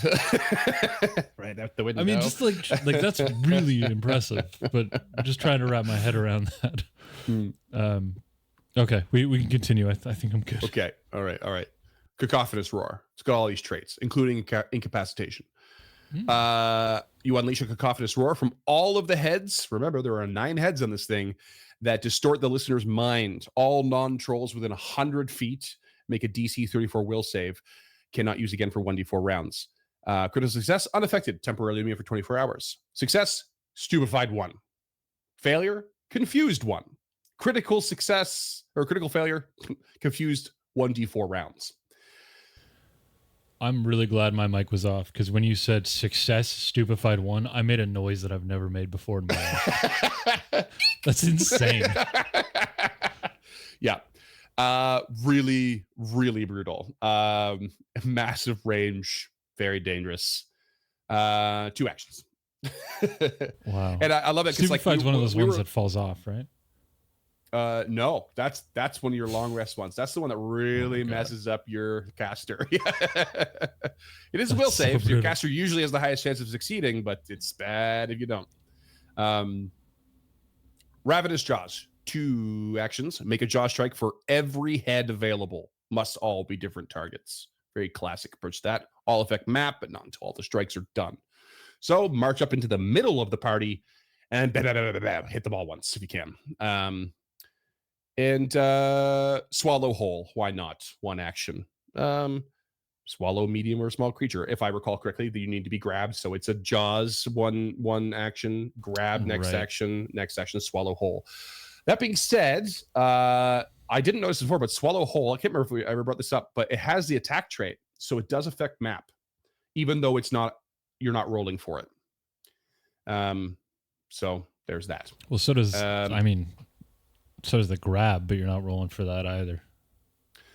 I guess no, it doesn't. Grab doesn't in a creature stat block because it is not grapple. It's a different ability. It is not a PC one. It does not have the attack trait. Yeah. Oh, okay. Yeah. So it's that's probably one of the big differences for knockdown and trip as well, right? Does not have the attack trait.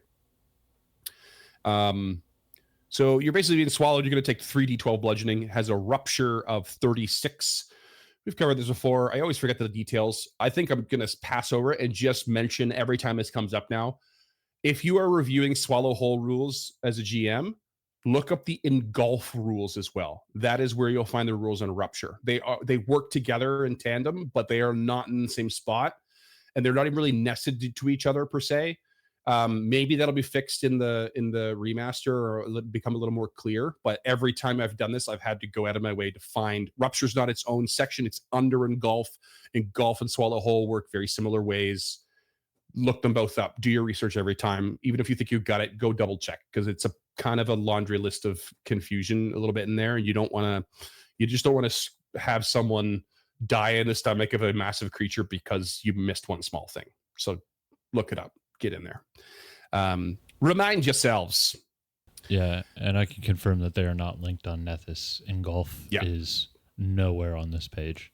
Every time I have to Google rupture Pathfinder 2e, and then usually engulf shows up somewhere because it's found it in the search and the body of the article. And that's not a convenient way to have to go about it in this case, but it could be worse. But just do your homework. These things have reactive strike. As you can imagine. Okay, no. It's for every head, I'm pretty sure. I'll have to double check. We're going to get there in a sec. They have catch rock like before. They catch it. They can throw it. Fast swallow as a reaction. Okay, here, the Jotun card grabs a target with the jaws. They can reaction swallow instead of spending an action. So they can do it really quick. Head regrowth works same as the above, but it's all for 9 heads. It is DC 8 flashlight instead of 10 upon the regeneration. It is only 1 head at a time, though. You can't regenerate 2 or 3 at a time. Okay, that's good. Yeah, and it's worth noting too. We've never covered Hydra, I think, but there is a difference in multi-headed creatures sometimes. the stat blocks here do not give you particular ACs and hit point pools for each head like they do in the Hydra. So I know those are separate. The Hydra has its own kind of rules around how it regenerates its own heads and how to stop it. And it's very, there's a lot of analog and kind of similar parallels between these creatures, but they do have different functions. And so you kind of, if you're wondering how do I chop a head off without the vulnerable weapon, when it comes to these creatures, can I just target the head alone? Maybe your GM will allow it, but it is not in the stat block. It is not rules as written as an option. Right. Not homebrew time, but the easiest way to do that would be to take that 360 and just divide it by 9. And then every time you hit that threshold, a head goes. Right. Yeah. And I'm pretty sure that's what Hydra does. Yeah. So it's kind of works out. Multiple opportunities. Every head has its own reaction for a jaw strike or a fast swallow. No more than one reaction can be used for the same trigger, which is always very important. This means a single move action cannot trigger more than one reaction, even if it runs through multiple threatened squares. Something that's very important to remember.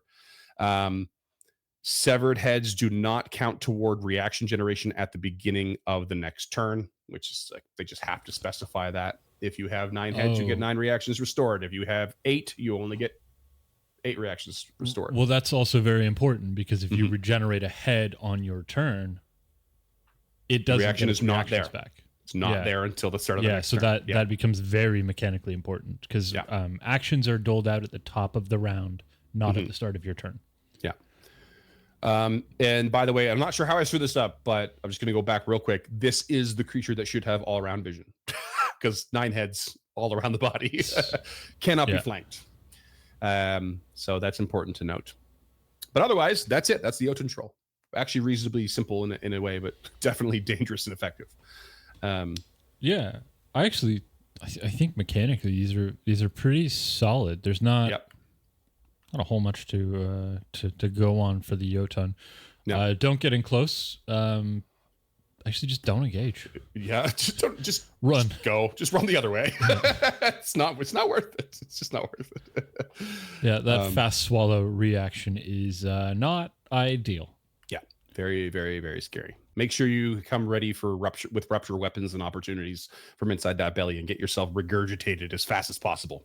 Yeah, that's what you want. Every but yeah, that's party it. Needs a Vorpal. Yeah. And Vorpal's a hot topic right now too. There was a recent post on Reddit about someone asking, they just like, I'm playing, I think it was Bloodlords. We just hit 18 and I got a Vorpal rune. Is it worth using over say a Greater Flame or something like that? And then some people started doing the math and were like, whoa, wait a second. It's a level 17 rune, but it only triggers on a natural 20, not just a critical success. It's going to be natural 20. It's a DC 37 Fortitude save, which is the baseline for like a level 16 wizard. But he got it at level 18, so it's like that's a rather low DC for what you're looking at. Plus the reaction to activate it, plus the reaction has the incapacitation trait, which means, and then someone else did the math. They're like, oh yeah, a level 17 creature with an average low Fortitude save is going to beat that 55% of the time. And that's like not even considering the incapacitation. I was like, that's, and everyone went, wow, the Vorpal rune sucks. It's like, damn, it's just like, holy shit. So I saw another post like today. Homebrew, but Vorpal's a weird one. Yeah. All right, Homebrew. Yeah. So I was quickly reading a new post, like I think today, on the said Vorpal thing. And so obviously this isn't really applicable to trolls so much, but I guess tangentially. And someone was just like, can we just find a quick way to homebrew this and make it like reasonable and something simple? We don't know if it's going to be touched in the remasters and look like it. And someone just said, you know what, just give it a baseline, a grants you up an additional 1d6 damage. That way you get something out of it every time you hit. And then from there, at least you get the possibility of and everyone's kind of like, you know what, that's a simple, effective way of doing it. Keep it kind of the same way it is. Maybe that's a good route to go. Check Reddit for a thread on that. I'm sure there'll be some cool ideas that roll through there. If I can find out, maybe we'll place it into the notes here. The other thing that someone else pointed out too, though, is like famously the Vorpal weapon is the antithesis or the sort of nemesis of the Jabberwock, famous from the nonsensical poem Jabberwocky. And the Jabberwock has a stat block which makes it afraid of vorpal weapons. But the irony of it is that the Jabberwock is apparently one level higher than the vorpal rune, which means it will always be in effect or is it the proper amount higher, always be in effect for the incapacitation trait, which means it has less reason to be afraid of it, which is kind of seems like a really big oversight. It's like, I know maybe you don't want the Jabberwock to always, be getting its head chopped off and instantly killed, but isn't that kind of the point of the pairing? It seems a bit odd and not well thought out, and apparently it's not much better in 1E. So yeah, it's not. So I come from the world of 5e, as I'm sure all of our listeners know, and I have given like 8th or 9th level players vorpal weapons in 5e games because I have never thought they were as powerful as people think they are. Like even in 5e, you have to roll that natural 20 and you automatically cut off a creature's head. Okay, cool. Here's a weapon that when it goes off, it's going to make you feel like a hero, but how often is it going to go off? And in my games, it hasn't. Yes. Yeah, because James gave us more weapons, and then he all gave us weighted dies for the natural 1. Yeah. I mean, like, I'm not saying be frugal with your magic weapons, because I am. I'm very, very generous with my magic stuff because especially in 5e, it's a game where you're playing heroes. You're supposed to feel like heroes. So I want you to feel like heroes, and having a weapon that just cuts shit's head off in one swing, that's a great way to do that. Yeah. It's really fun. But I've never felt like it's as powerful as it's supposed to be. Never. It reminds me of one of the official one shots that you didn't play. I mean, you never really wanted to because it's gunslinger focused, and it's basically a zombie gunslinger, Left 4 Dead kind of thing. And there is for that one shot, there is an alternate rule where if you roll a natural 20 against one of the sort of baseline undead roaming around, it's a headshot and an instant kill, which was just it just was fun. It allowed you to like go up against hordes in a way if you wanted to take that approach and have the chance of those instant kills and those fun little moments, right? It was all baked into this one little contained thing. But yeah, same idea, right? It's like, I know if you're going to give me a verbal weapon, you're just going to throw a lot more smaller guys at me. And it's going to feel cool, but the encounter challenge hasn't changed. Not really. Yeah. Well, I've always been a big proponent of the minion mechanic for that exact reason. Just roll the hit. If you hit, it's dead. And I love that. Just grab your many kills. Yeah. I think that's so cool. And I think I've always thought that that's an underused mechanic. Yeah. Maybe not necessarily with like swarms and stuff like that, but like. Sure. Yeah. At level 10, throw 100 goblins at your players. And I mean 100. Why not? Like, have fun with it. I have one final thing, as I don't really have any personal homebrews for these. I think they're just fun creatures. I think I'm happy with Trollvember. All in all, there's not much I'm stressed about here with these stat blocks. I have a really fun anecdote again from Gabe. Okay. If you'll allow me. Unless you have something you want to add in first. I don't. I wish from some of the lore that we've gone over that trolls were a little more integral to the Galarian world. Right. So lore-wise, they seem to be simultaneously relatively rare and impressively common, at least in the version of Galarian folklore. Yeah. So I'd like to see them used a little bit more often. So like let's include like a Galarian nursery rhyme or something like that, like our Ring Around the Rosie. Yeah. That's the one about Chernobyl, right? Ring Around the Rosie, where all the kids die. No, it's about the Black Plague. Okay. Yeah. Where all the kids die. You got one part of it right. Let's see more of those involved in Galarian lore. Yeah. And I don't think 2 items is nearly enough for a creature that's so ubiquitous. It doesn't have a recall knowledge.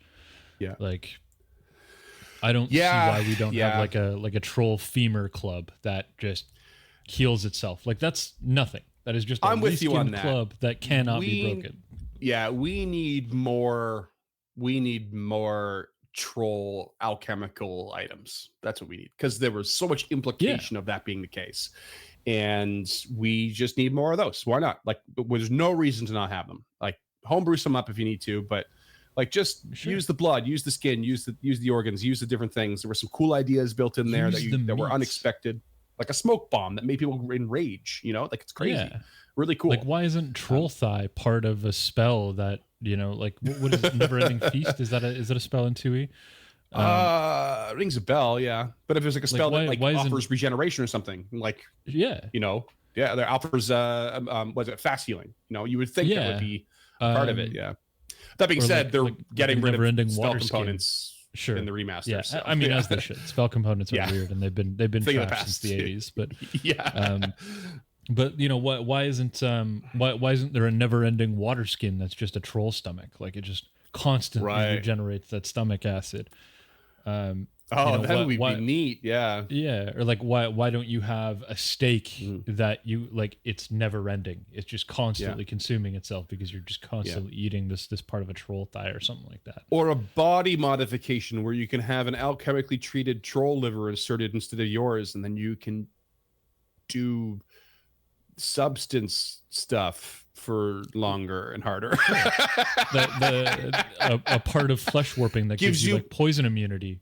Because gives you bonuses against poisonous diseases and addictions. Like Why not? Yeah. So I'd like to see more stuff like that. Yeah. But I mean, that's obviously not Paizo's current purview. They need to build the world before they start building it out. So yeah. They've got other priorities. There's sadly hundreds of other creatures. Whatever. That's where you come in, dear listeners. info@encounterthis.ca with your homebrew troll items. Do it. Or as always, hit up the Discord. We love chatting on the Discord. Discord's always a great place. Yeah, I'm actually gonna read you Gabe's anecdote here, verbatim. He sent me 2 stories basically, and one was the Curse of the Azure Bonds I mentioned in the pop culture, and that being his first experience. So he went on to say this. I've already told you about my first experience with trolls, but the thing about first experiences is you only get one of them. After I had been playing D&D for about 5 years, which in retrospect feels like nothing, but at the time I felt like a seasoned veteran, I began to feel like everything in D&D was kind of old hat to me and my group. We'd all read the DMG, the Dungeon Master Guide. We'd all read the Monster Manual. We all knew what magic items and spells and mechanics we should expect at a given level. Not that the game couldn't be exciting when you knew what to expect, but the only way you'd encounter a troll and not immediately do something to stop the regeneration is if you were intentionally playing a character who didn't know, and you were willing to play suboptimally for roleplay purposes. Well, that, or the DM was using a half-black dragon war troll in order to create an encounter with a monster that simply couldn't be killed by damage. I've played in that encounter once or twice. It was around this time that I learned how powerful the art of reskinning could be and how it can be used to give the game its magic back. See, I knew that if I started an encounter in the sewers and I told the players, all right, 12-foot tall, green-skinned humanoid shows up, it attacks you twice and then rends your flesh. When you slash with a sword, the wounds seem to close up afterward. Then I knew all of the players would not, maybe not literally, but at least mentally, yawn, roll their eyes, and then start scanning their character sheets for sources of acid or fire damage. Nothing new, nothing exciting. So I ran an encounter in the sewers and used the stats for a troll. But instead of describing a troll, I described a 12-foot-long mutant alligator with 2 heads gnashing at anything in the considerable reach. When both heads bit down on a PC, they played tug of war and tore the target apart, dealing additional damage. The players attacked it with various weapons, and the moment it stopped moving, they continued on their way. But then, what's this? A few paces down the passage, the same 2-headed alligator burst into the sewage, attacking again. The party fought it for a second time, eventually taking it back down. And then they stuck around to observe it, which led to them realizing to easily recognize that it was regenerating.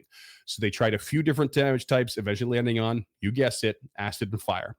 Once the encounter was over, all the players were commenting on how interesting of a creature that was, and that they were curious where I got the stat block or what what templates I used. And just like that, the humdrum monster they'd seen a million times suddenly felt like something new and mysterious.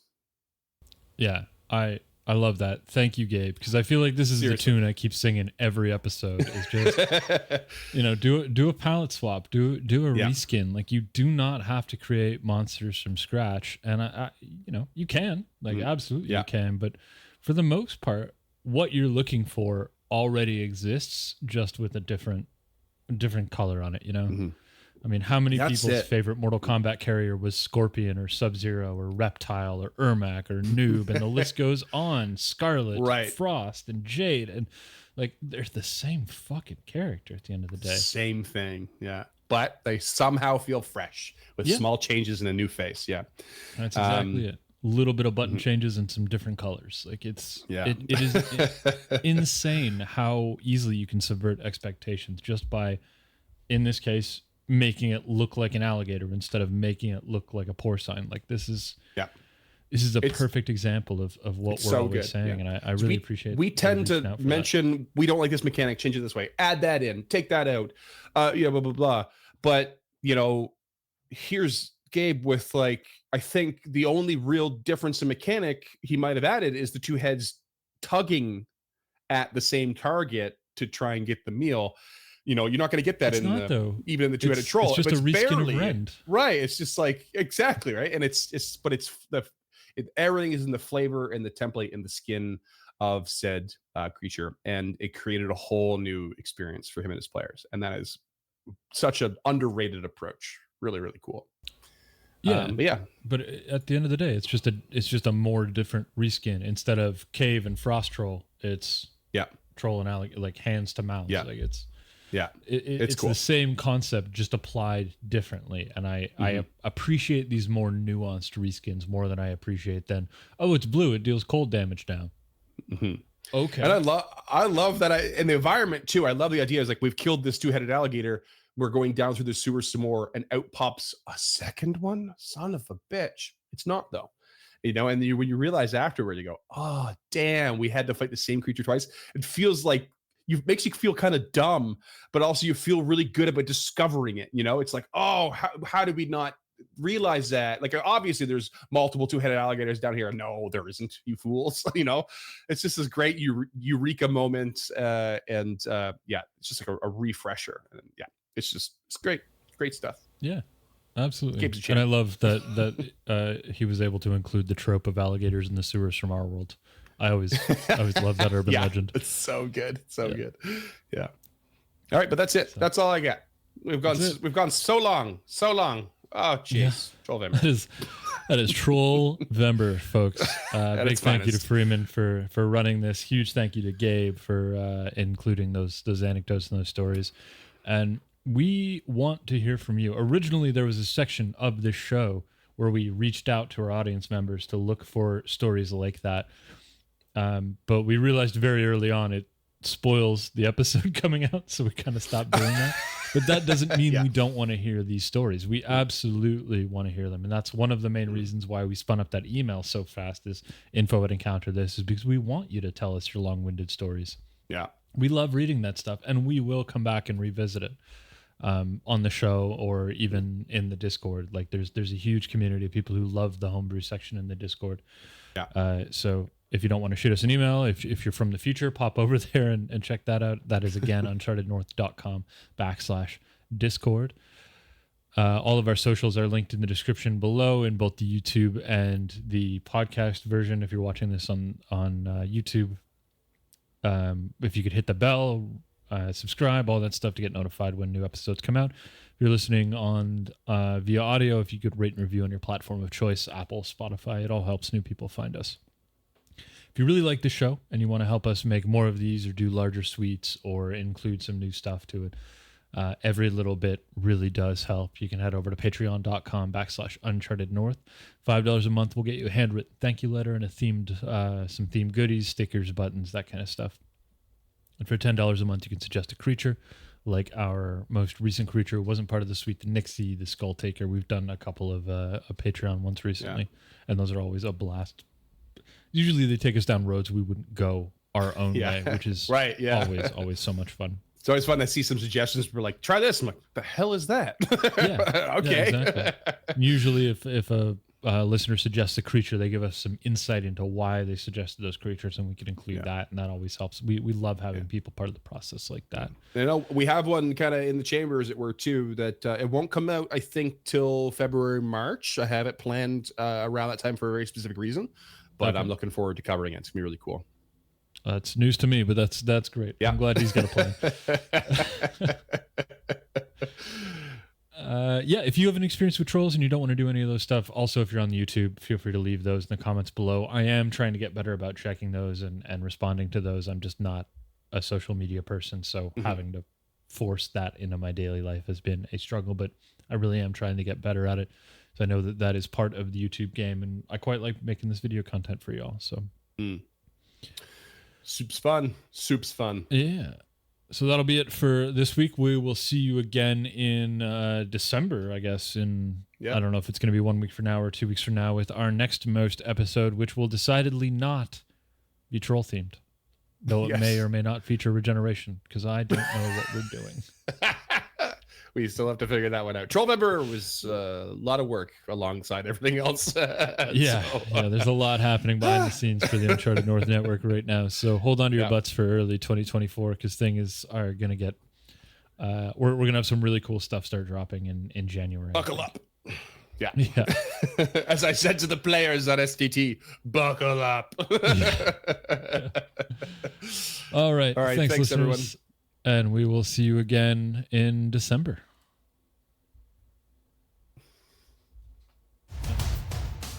Until next time, creatures, thanks, as always, for listening to Encounter This.